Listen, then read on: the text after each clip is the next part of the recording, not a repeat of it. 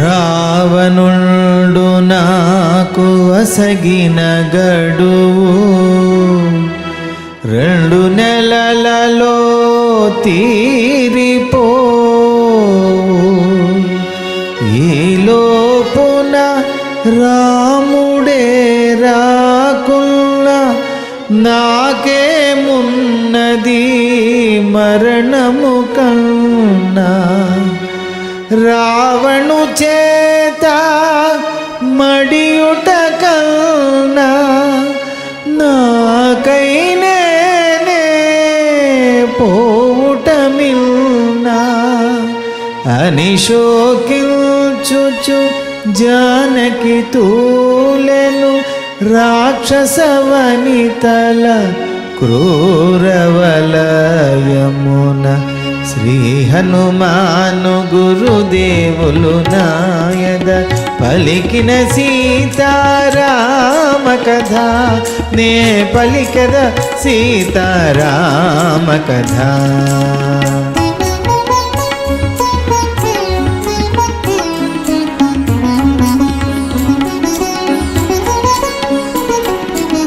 మారీచుడు తన పల్నాగమున రామలక్ష్మణుల చౌపియుండున నా దౌర్భాగ్యమే లేడి రూపమున మమ్మీ రీతిగా దూరము చేసెన కడకి నాటికి ఇంత విషమైన కరవయ్య నాకు లంకాపురమున అని శోకించుచు జానకి తూలెను రాక్షస వనితల క్రూరవలయమున శ్రీ హనుమాను గురుదేవులు నాయద పలికిన సీతారామ కథ నే పలికద సీతారామ కథ. హృదయ తాపమున జానకి తూలుచు శోకభారమున గడగడవణకుచు జరిగి జరిగి అశోక శాఖలను ఊతగాగొని మెల్లగనిలచి శ్రీరాముని కడసారి తలచుకొని తన మెడ జడతో ఉరిబోసుకొని ప్రాణత్యాగము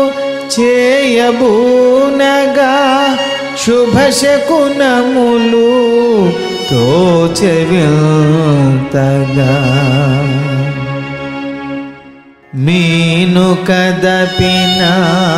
పద్మమూలే నీరజాక్షికి ఎడమ కన్నదరే పురుషోత్తముని ప్రేమ కౌగిలిలో చుంబనలందిన ఎడమ భుజ మదరే శ్రీ రఘురాముని అనురాగమున కలసి మెలసిన ఎడమ తొడ అదరే శుభశకునోదయ కాంతులు విరిసే చిరునగవొలుకగా జానకి గాంచే శ్రీ హనుమాను గురుదేవులు నాయద పలికిన సీతారామ కథ నే పలికద సీతారామ కథ.